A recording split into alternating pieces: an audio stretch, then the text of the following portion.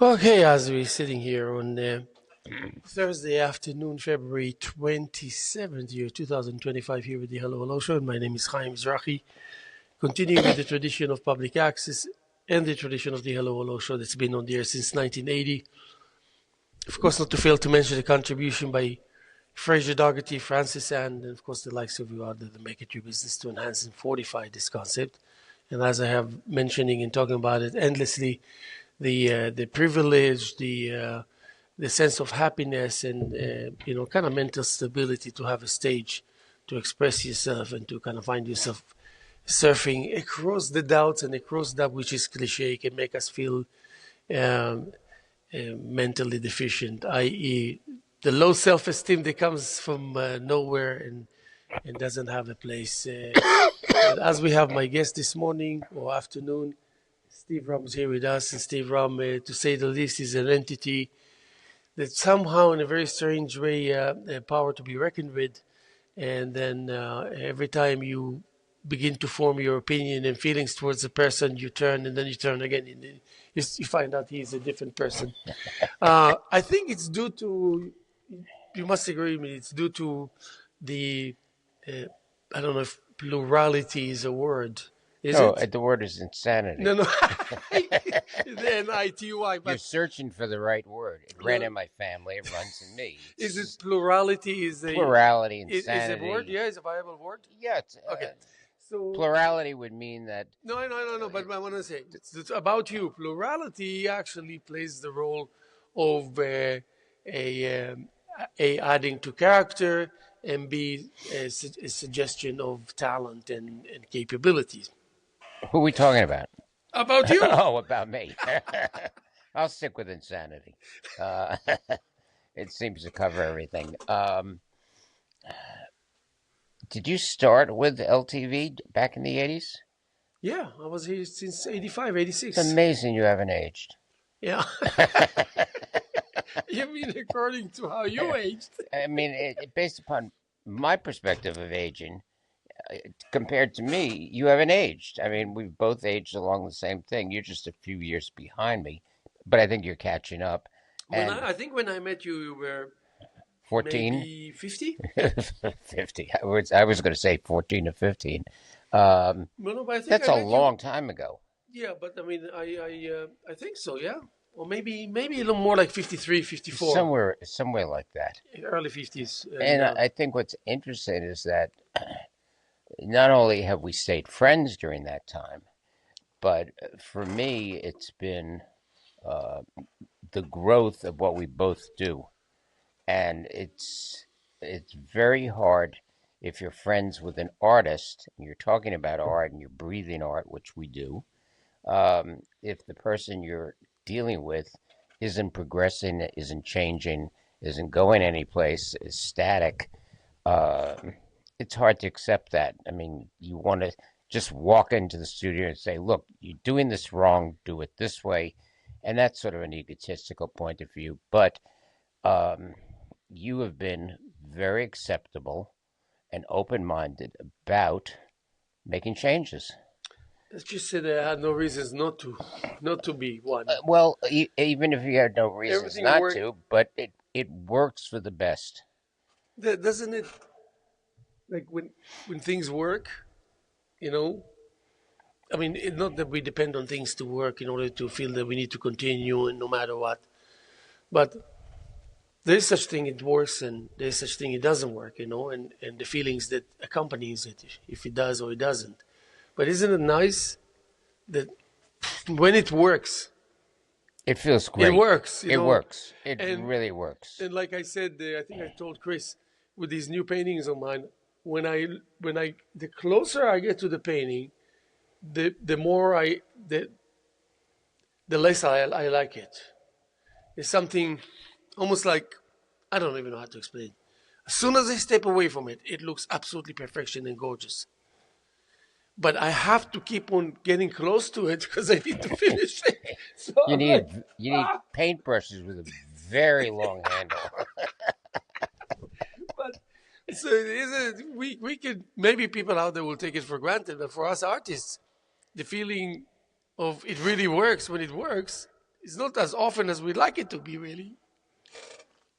For me, I mean, I have a different way of working. Look, I hadn't painted for what, 4 or 5 years, More. and maybe more. I'm not sure. And then all of a sudden, for whatever reason, I have no idea what reason, I just What walked do you mean, into the whatever studio reason? and started painting. It's me grinding your brain for Right. so many years until you realize that I've it's the only just way to get him off I my just back. wish Haim would shut up already, so I'll paint and get him off my back.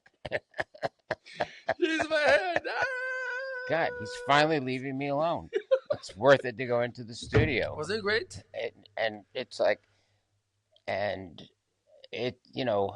my process of painting is very different than your process of painting, but I look at it when it's done, and how much can we swear on this program? Man, make it with, with Holy S. yes, good. And I look at it and I go, Holy Saints. Yeah, okay. where did this come from? Because my process of painting is I just walk up to the canvas and it paints. And it's not drawn out, it's not laid out, it's not thought out. It just happens. May I remind you that when I was telling you all along that you owe the community this continuation, it's like ridiculous to think that you just whatever, even if the reason is whatever. But we were missing out on incredible things. And then in addition to that, I said, and when you reintroduce yourself to the system, do it in an abstractive fashion. Right. You started those two paintings. That was like already like 3 years ago. You started to realize, okay, but your hand was still hesitant, and you weren't quite sure that. And but when it clicked, and when and I think there was a kind of friendly pressure on my behalf towards you, half making fun of you a little bit, just as a trigger, really, if you think about it. And I think that what it did to you is, of course, your base is. I wouldn't mess with your base. Your base is solid. Yeah, I mean, And then so I know better not to. So what happens is you just came out with vengeance into that which is maybe just a while ago yeah, these, I mean, didn't seem like so possible, and now it's as a bystander, which I perceive myself as a bystander, I look at these paintings and I go, A, I have no idea where this came from because, I was doing landscapes before, which I loved doing, and then got really tired of it. I just didn't want to do it anymore. And then there was a lapse in time where I was painting, and then went back into the studio. You and I went up to Riverhead and bought some canvases. I had already done some big ones, and um, it just it's a weird feeling just to walk into the studio and just start painting. And what came out were abstracts, and um, they're different from what I see all this stuff on the internet, and it's all AI abstracts, and it's not paintings. It's mechanical. Uh, my comment was, does a computer hold a paintbrush? Well, I also found out that you can be censored if you don't agree with the group that's turning out these things from a computer. They won't post your site. Very interesting that censorship is rampant on the internet. And if people don't believe me, go look at somebody's painting that came out of a computer and say, I don't think that's art. I think that's a computer piece of work and it's not really a painting. And they won't post it. So I find that really interesting that we are already being censored. Um, the other thing is, I don't post anything on the internet because everything can be copied, even from the internet, and it ends up being published by somebody who you can't go after, and so I keep it private. But summing things up, it just feels really good to be back in the studio painting and doing what I'm doing, and it beats therapy, it beats feeling isolated, it beats all the sensations that you have that are out there if you're not and you painting. stop shaving your head. And I got up one day, I went into the shower, and I said, "Screw this! What am I shaving for? Yeah, exactly. I'm wasting my time. I could be in the studio." Yes, I know. It's like, oh So I my just god. said, "Screw it. That's it. I'll shave my I'm beard." fixing my hair while you're talking about shaving your head. And Um, Oh, and I came up with who I will eventually be when it gets longer. I don't know if you remember, maybe some of your people out there remember. Professor Irwin Corey was a TV character and a comedian who had long, whitish gray hair that he never combed. It used to just stick out in all directions. And Lenore said, "You're getting there. When it gets 3 or 4 inches long, she wants to do a ponytail." And I said, "Fine, do it. I don't care." And it's like it's irrelevant. Let's put it that way. All I want to do is get back in the studio and paint, and you know, So it just feels really good. yes, and the understanding that maybe it is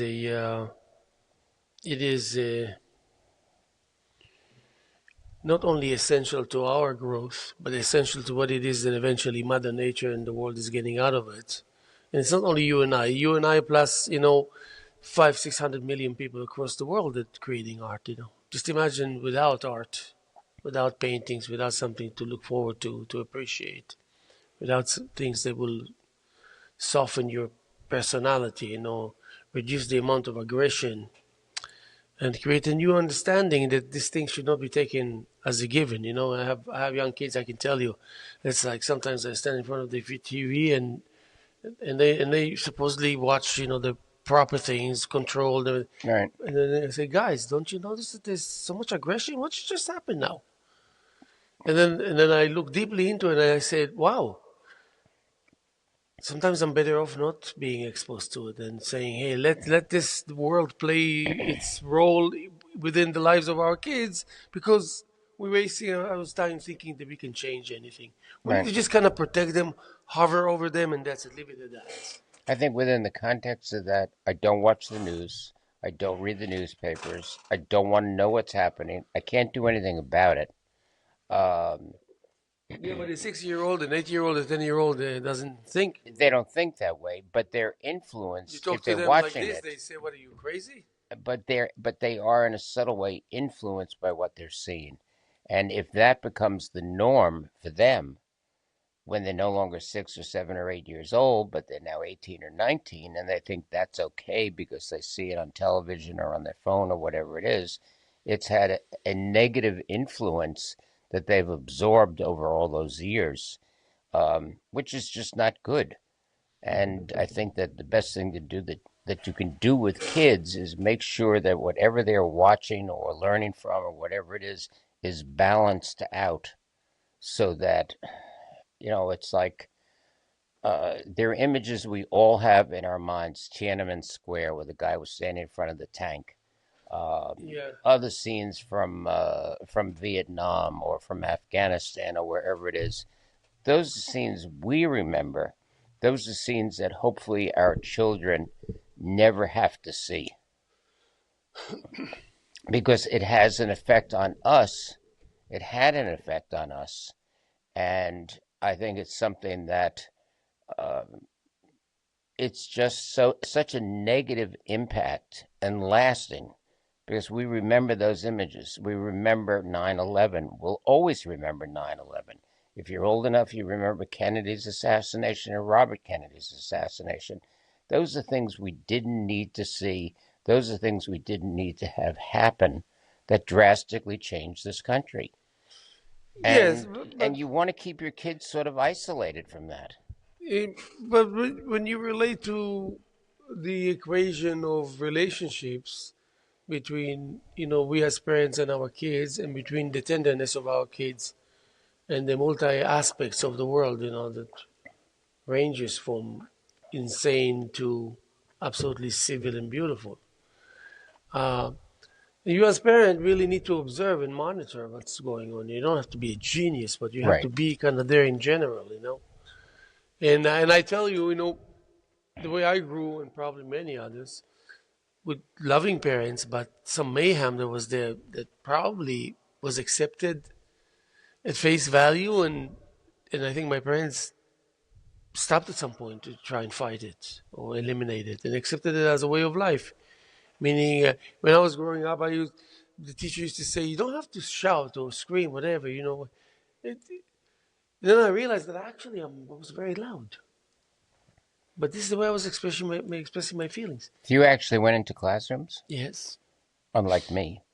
Right. And then I tried to excuse myself and say, well, wait a second, I don't feel that I am. And it's not like an up and down. It's like, I'm up, I'm high, I'm there for a long time, then I come down. And you refuse to adjust to it. Because you label it as aggressive, you detach yourself from the connectivity between us.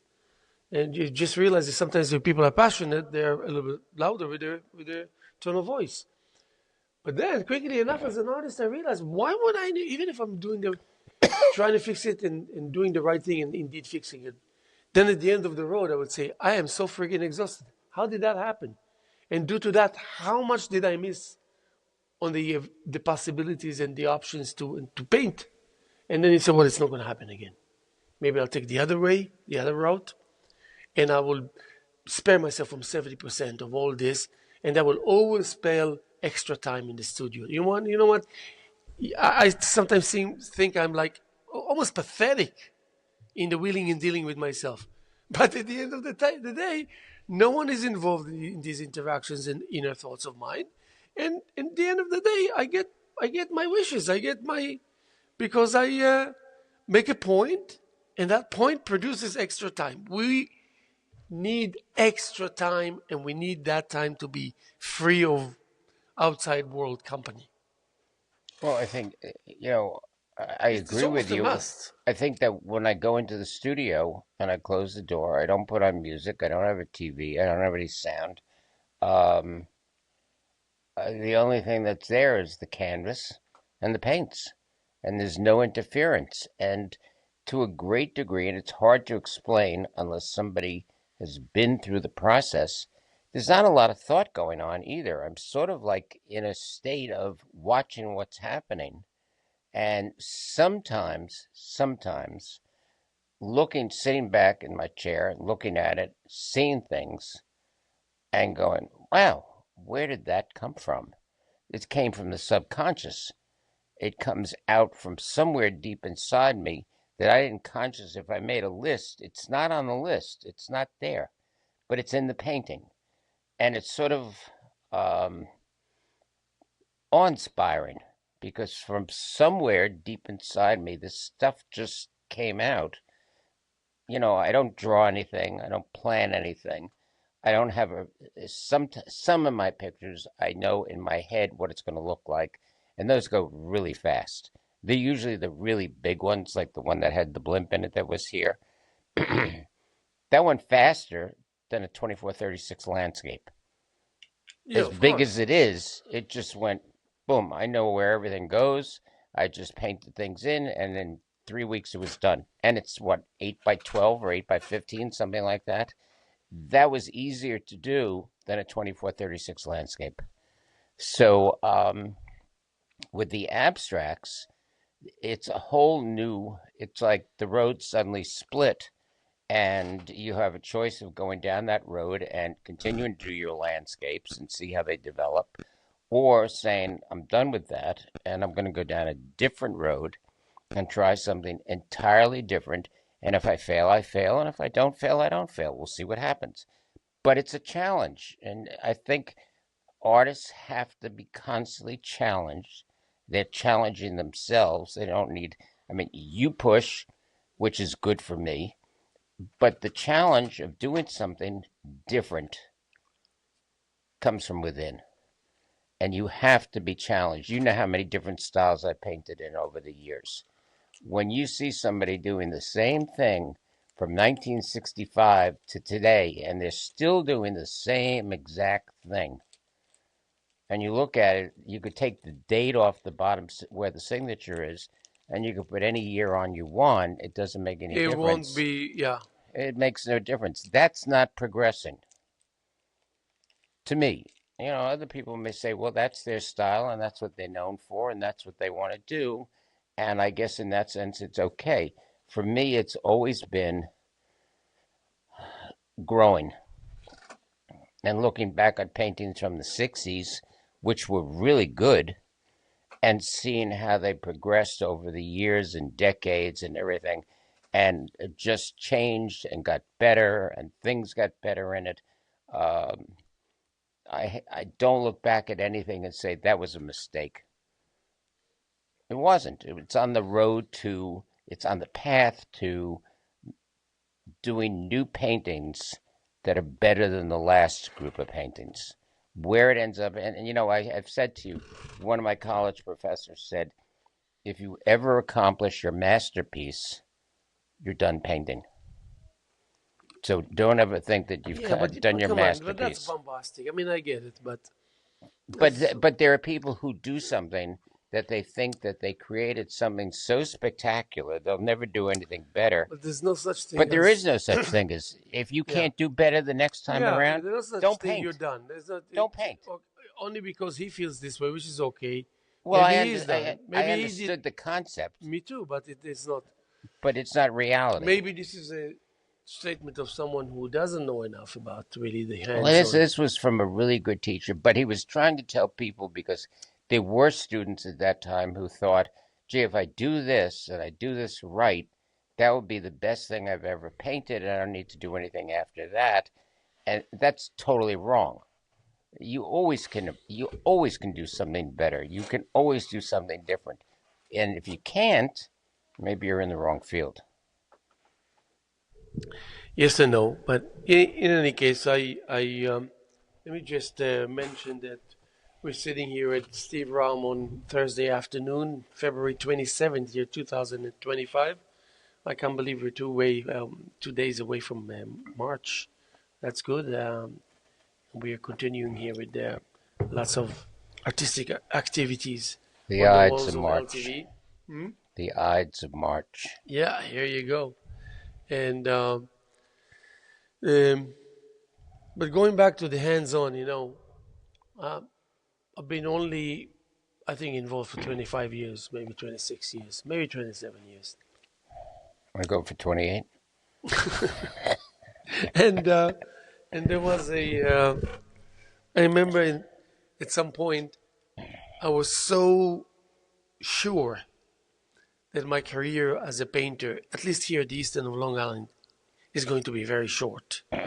Like, I'm entering with enthusiasm like no one has ever seen, and I'm exiting with the tail between my legs, a couple of years later. And then I realized that my day-to-day qualities as a just hard-working individual that earns money or starting a family or whatever it is, trying to make sense of the world and life and all this. Suddenly I realized that in between those feelings, the reality of me actually being a beginning artist was taking place still. And then now and then when I kind of notice it, I realize it's picking up steam. It's not about I'm advancing, I'm being enlightened, I discover, I break through. It's just stuff. But then everything was an indication that it's kind of going up. Every time that I encounter it, it's a little higher. And then the closer I look into it, I realize that art itself, that was about to become a part of my life, noticed these qualities within me and connected to them, like nerve ends, like connectors that send a signal. And that really what determined my supposed career as a or journey or whatever, as an artist, as a hands-on painter or canvases, the whole 9 yards.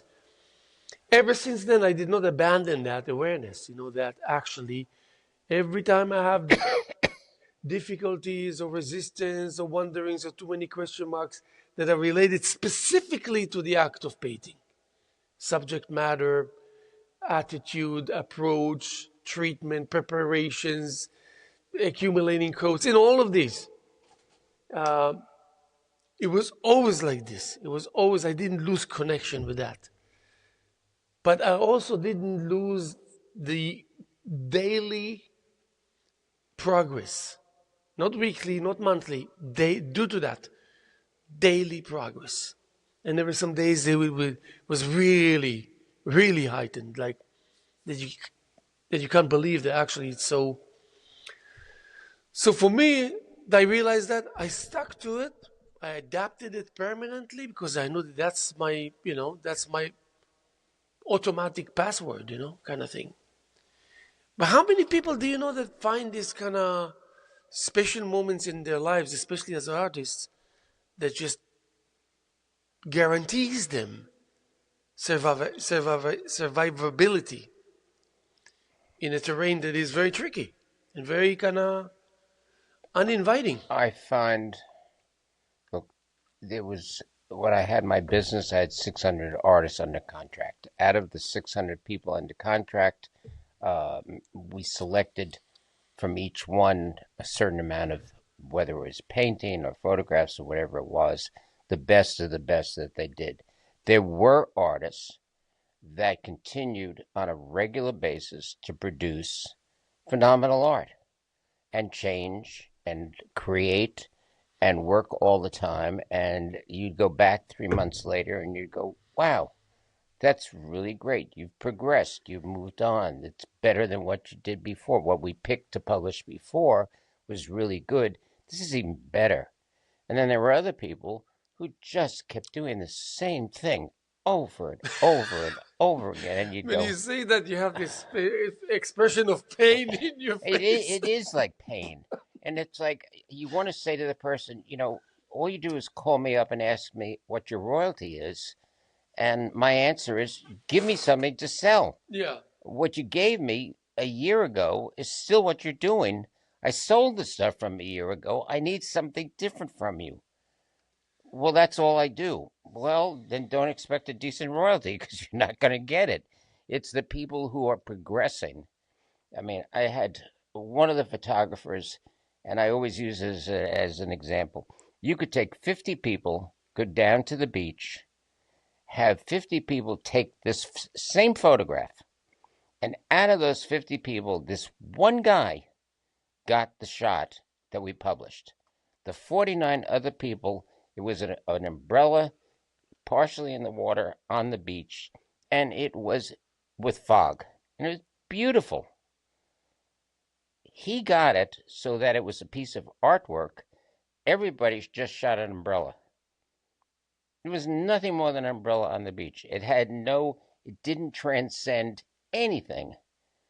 This guy got something that went way beyond what it was. And he kept turning things out like that. Simple things that had just an emotional pull to it. And that's what you look for if you're in the art business or you're an artist and you want to sell. So when you walk through these outdoor fairs and you want to buy something that's art, these people stand out and they really have a certain, you would never know it's What a speaking sigh to. that was. it, the frustration is that when you speak to the person, A, you would never know they were an artist, and B, their dialogue or their involvement in art is almost, what do you do? I flip hamburgers. Oh, Yes. and what else do you do? Well, I take photographs once in a while. Oh, okay. And then you look at the photographs and you go, screw the hamburgers. This guy or woman is great.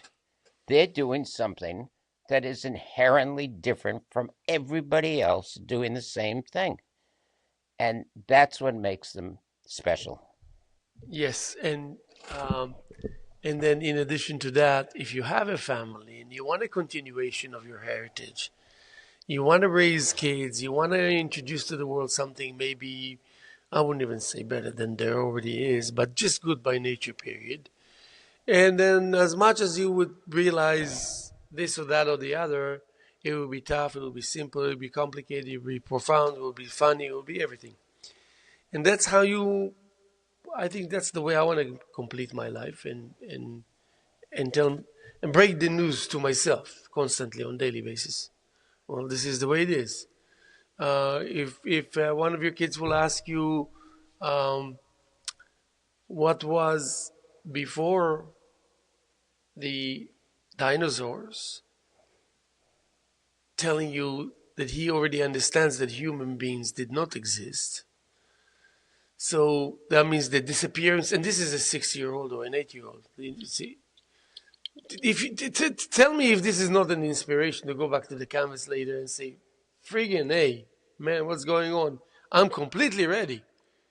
So, what was before the dinosaurs? The further away it went into the what the meaning of this uh, chaos, trauma, whatever it is, that made it cease gradually.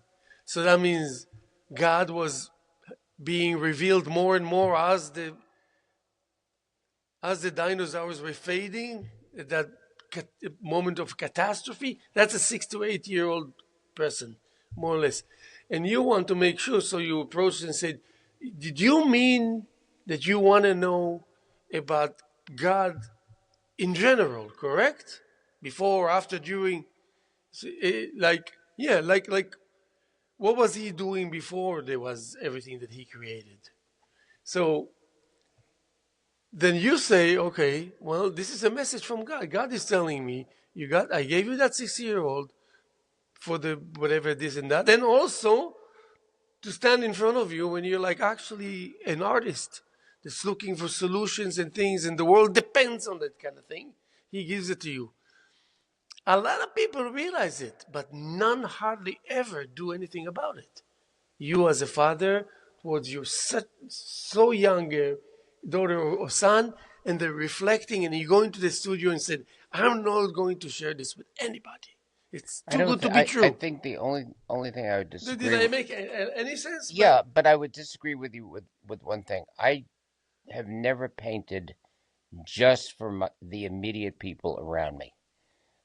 My expectation is that at some point, for good or bad, I can show my work and have people look at it, and some will like it, some will not like it, some will understand what I did. If four people walk away from a show after looking at a painting and understood what I was trying to do, that's pretty successful. I mean, if you remember one of the shows that you did at Ashwag Hall, I put up a very large 48 by 48-inch drawing. yeah, And I could have put one up of a beautiful model, which I had, but I picked the one of the really ugly model, but yeah, beautifully drawn. yes, And I'm willing to bet you there wasn't a person in that room, an artist in that room, that could draw that well.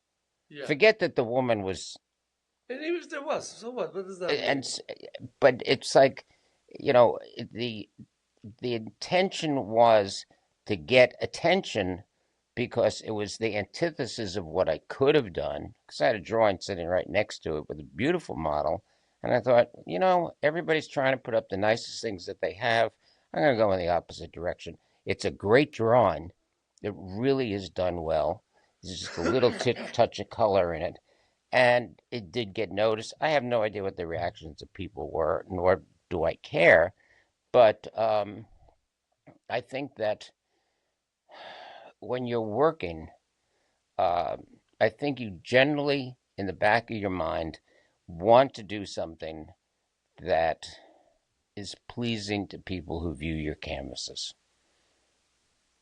And I think there's been a lot on my phone recently about Kandinsky and Pollock, and a lot of the great masters when they started out, as they progressed, etc.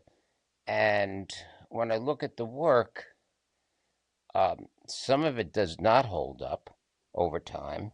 Some of it does hold up over time. And I read a really interesting review about Warhol.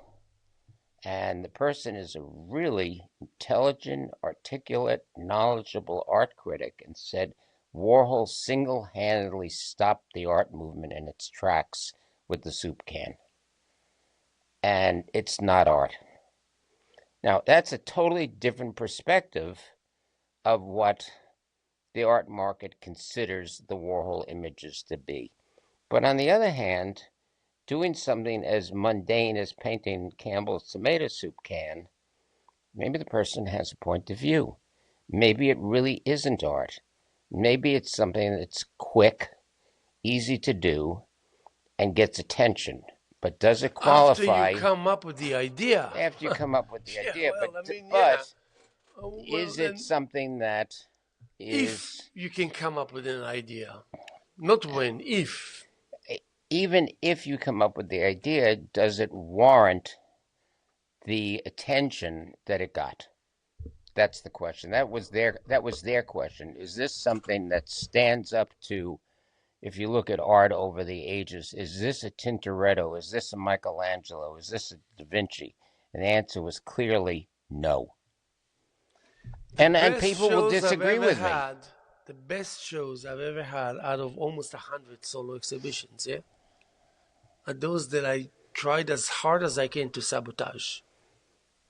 You know what I mean? Like in my studio, to outside. There's the.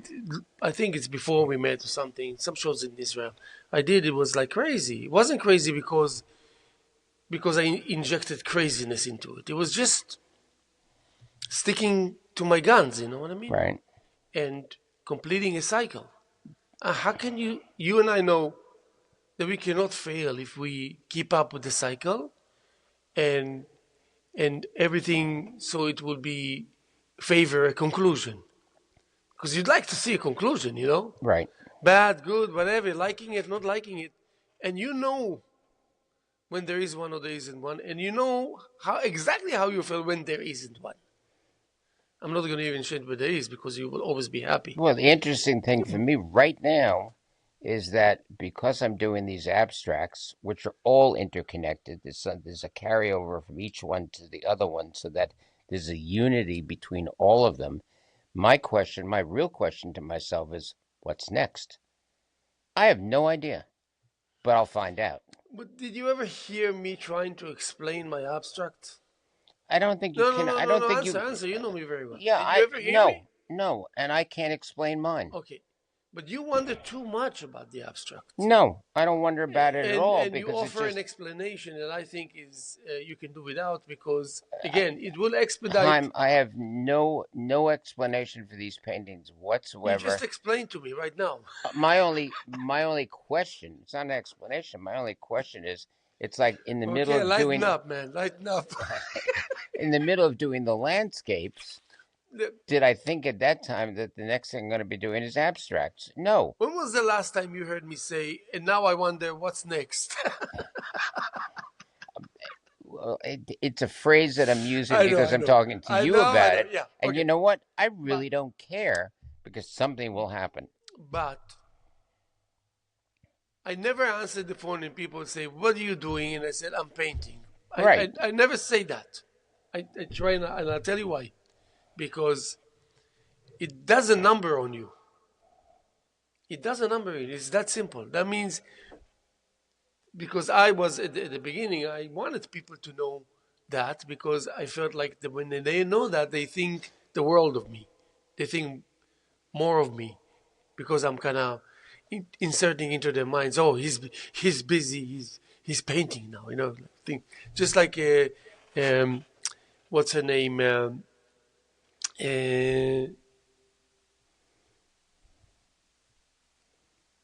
Pollock's wife. Why am I blanking? Oh, Lee Not Lee. Krasner. Yeah, Lee Krasner. Yeah, and she used to say, when she was successful, it was very not often enough, to keep him isolated from the outside world because he needed to create. That spoke to me. There's a lot of cliche involved with telling the stories of great artists, of those who broke through and those who invented an attitude. But I like the idea that she knew what's best for him. I don't And- answer the phone. and all that. So anyone who comes to visit, whatever, she literally meets them already at the front door Yeah. and say, "It's not going to happen. So turn around and leave."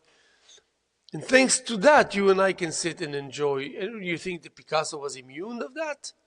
No, everybody's subjected to outside must- pressures and all things that go on. He must have Life had. doesn't stop. He must have had someone in his life that now and then told him the right thing, or told him, or just prevented it from doing something stupid that would have cost him But then thanks to that, we can sit and say, wow, it's like, and I see many times uh, emptiness and frustration being portrayed on the surface. Emptiness, literally. Someone is telling you, "Oh, this is how it looks inside me when I feel empty." And you look at the canvas and you see it. Now you know what? Like you say, how do we test it really at the end of the day for real is approaching it 100 more times along the years and feeling still that precious feeling of the early stages of our first encounter with it, kind of thing. It didn't waver. It still does that to us. We still appreciate it every time there's an encounter. I feel when I'm painting, I feel like an outsider looking in, and I'm often amazed at what's happening to the canvas because I think the best photograph ever taken of myself doing a painting was one that Lenore took and it's on the cover of The cat the cat on your Lily shoulder. sitting on my shoulder with a paw on my arm for 2 hours. And we just painted and painted and painted, and she purred. And in some way, I must have been purring at the same time because I have absolutely no recollection of painting. Yeah. And the only thought that I had is, we are doing this painting together, and whatever's happening is happening. And it was just a great feeling of another being, cat, human, whatever it was, uh, being there and being part of the creative process. Yes. And my rule is really simple when I paint. I don't take phone calls. I usually don't eat. I need to go to the bathroom. I go to the bathroom. I go back into the studio. I go back to painting. That's it. And if people come, they're going to have to wait for me to either finish or come back the next day or whatever it is. 7 or 8 hours literally flies by, and it's it's just a great. It's an emotional vacation. It's an emotional um, ride. It's like going to the amusement park because so much is going up and down, and you make mistakes, you paint over the mistakes, things correct themselves. It's just the creative process, is, as you know, and as people out there who are real painters know, the creative process is basically indescribable. It's unique, and everybody has it in a different way. That's a real. And it doesn't have to be painting. It can be music. It can be any form of creativity. Just that sense of creating something that didn't exist before and exists now. It's amazing. And I think being part of that, it's like I always said to friends who are artists, would you like to be an accountant or an artist?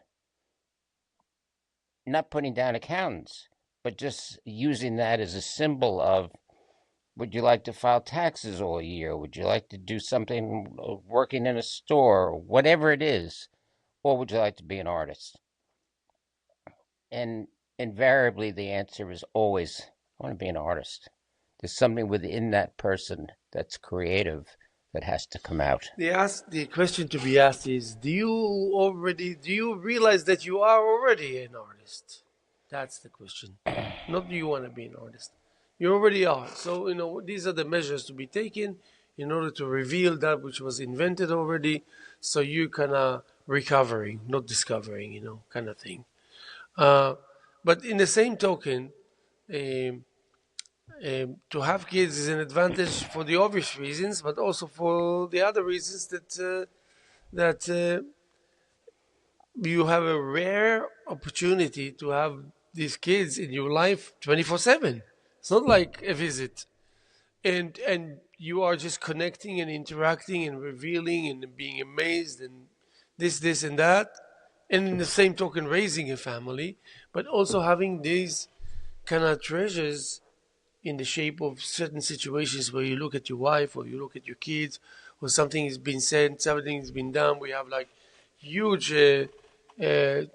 chalkboard, a huge wall that the amount of thousands of compositions that went on it with ladders by all the kids together, by individuals, ongoing journey, ongoing awarenesses, ongoing interactions, and it doesn't stop.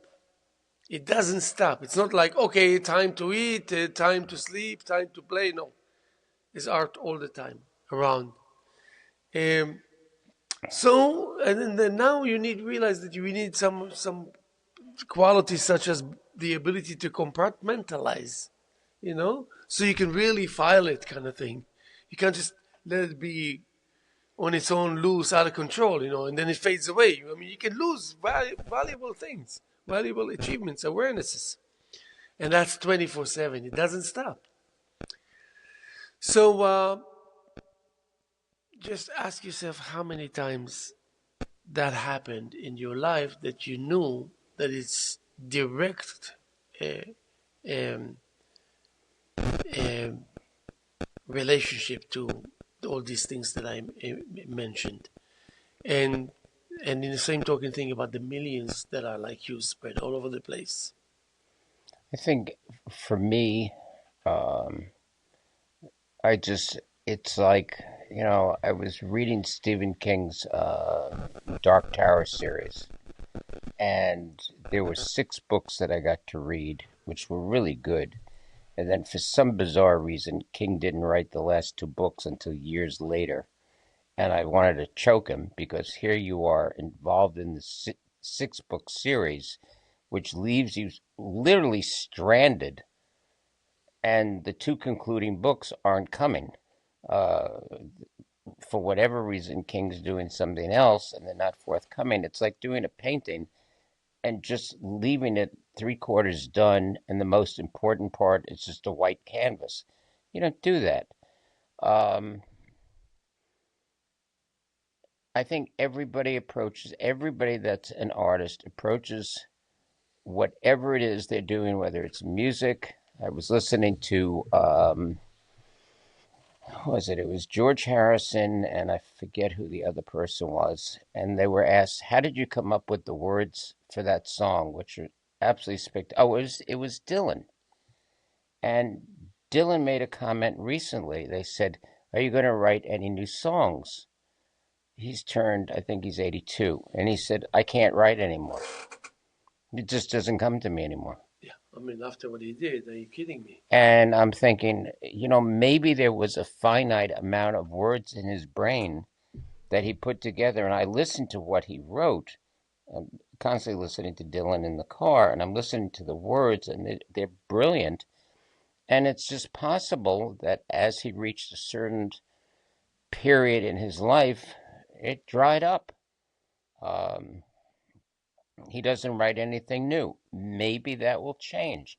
I saw Willie Nelson on TV recently, who's 90 and still singing. So some of these people have continued with their careers. Some of them should have stopped and didn't stop. And in the interview with Dylan, when he said, and he has very little voice left, um, I just can't come up with anything anymore. It's just not there. So he's singing his old, and I use the word singing loosely. Um, and I saw some other singers on TV recently who, it's like at a certain time, and I don't know if it's with artists, painters, or sculptors as well, that you say, I can't hold the paintbrush properly anymore. What I'm painting is not right, or it's just, you know, I, With painting is different, though. uh, That will add to the substance I would, in if our if my case. hand shakes, I'll incorporate that into the painting. Shit, that's what I mean. I mean, You should so be that so the lucky. so the lines will be God knows what. You don't have to try Um, hard, even. but when Dylan said I can't write anymore, it's just not there anymore. I understand that, Yeah. and it's okay. It's not even fair to ask the question, It because he paid his dues enough and then he's some. yeah, more than some. Yes, so what is the? He's going to go There's down in no point. history as one of the greatest poet singers Yes, ever. yes, rightfully so. And then Paul McCartney was on the award show, and Paul's voice is pretty much gone. Um, it's like I want to say to certain people, retire with dignity. Just stop. Come on the stage, take your Bow. bows, thank people, and go home. Yeah. And don't attempt to do something that you did 30 years ago that you can't do anymore. And I think it's so embedded in their psyche that they can sing that Yeah, they it's don't easier hear said than done. themselves, Exactly. Yeah. you Yeah. know. Yeah. So it's sort of sad. I mean, I think that the audience gave him a standing ovation, which he rightfully deserves, which he Uh huh. would have gotten if he had just come out on the stage. Yeah. The um,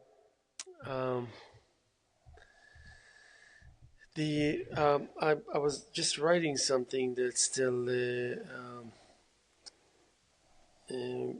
That's what I about. forgot to do. I was going to bring my book of poetry. Next time we do a Yeah, show, I'll bring my this is poetry. this is the segments that are the boy in the train yard and the foreman and the welders and the um, and steel reverie. Yeah, and it's almost like um, uh,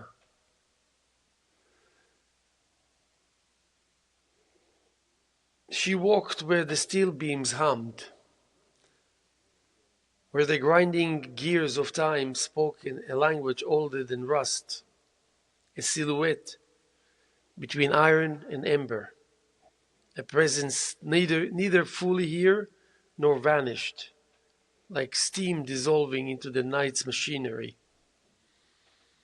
I had seen her before, or maybe only the shadow of her motion etched against the riveted sky, where smokestacks breathed in labored sighs, a whisper of oil and dusk trailed behind, a perfume of industry and quiet rebellion.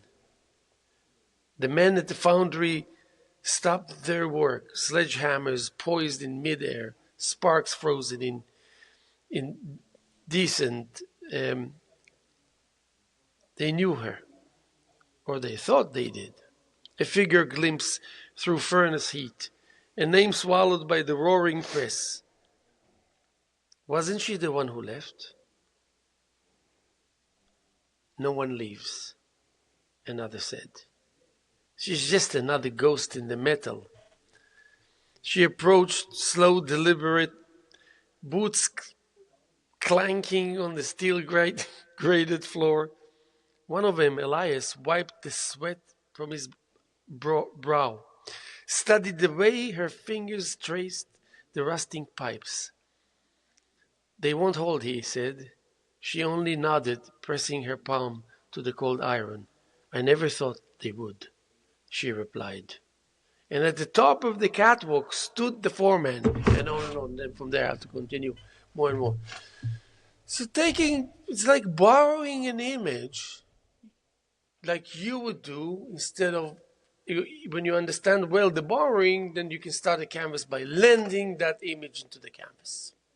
And because you know how to portray it and to actually draw it or whatever it is that you need to do, so after an hour it will be a replica of what was here, will be translated into the canvas. And then the journey starts. Of course, it starts much earlier, but this is for, the hands-on.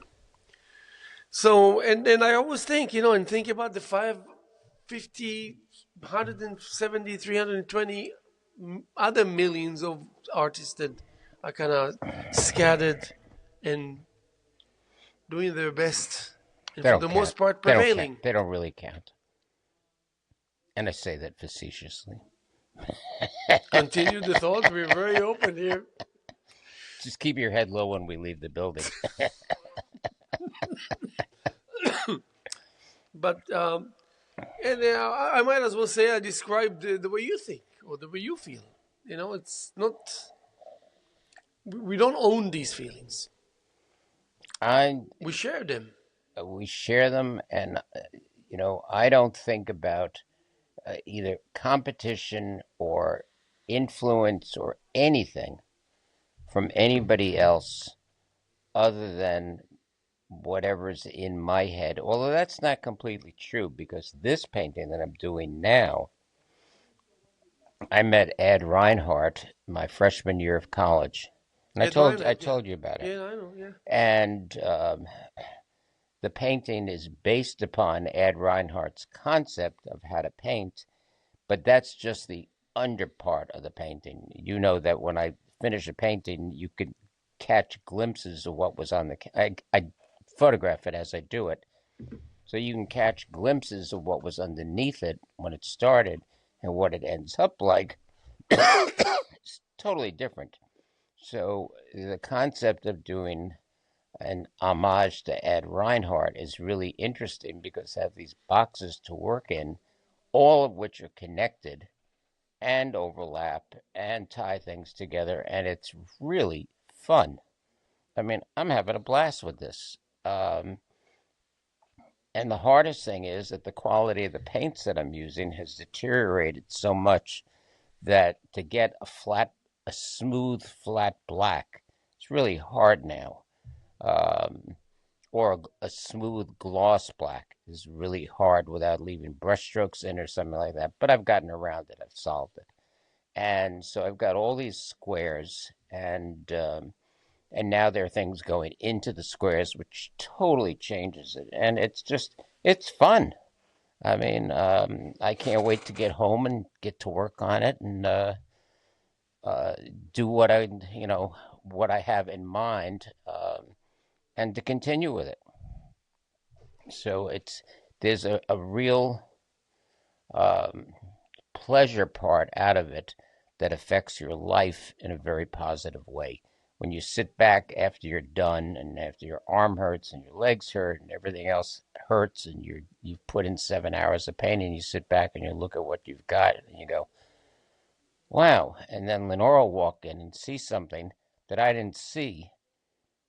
Like yesterday with the painting I sent you, turn it Right, turn it. It's a 360, whole not different 360, painting. 180, no? It changed the Yeah, painting. change the painting.